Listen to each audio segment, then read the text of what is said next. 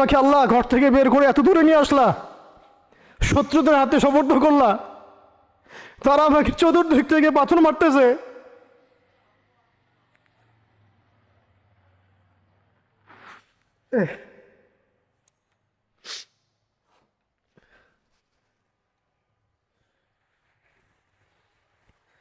আম্মি লা করিবিন মাল্লাকতাহু আমরি, পরে নবীজি বলছেন আম্মি লা করিব, নাকি আমাকে কাছের মানুষদের হাতে নিয়ে আসছো আল্লাহ? আল্লাহ তুমি কি আমাকে কাছের মানুষদের হাতে উঠাই দিছ? মাল্লাকতাহু আমরি, যারা আমার ভালো মন্দের কাজের মালিক হয়ে গেছে। এইভাবে দোয়া করতে লাগলেন নবী সাল্লাল্লাহু আলাইহি ওয়াসাল্লাম। যায়েদ বিন হারিস রাদিয়াল্লাহু আনহু শামিল আছেন এখানে।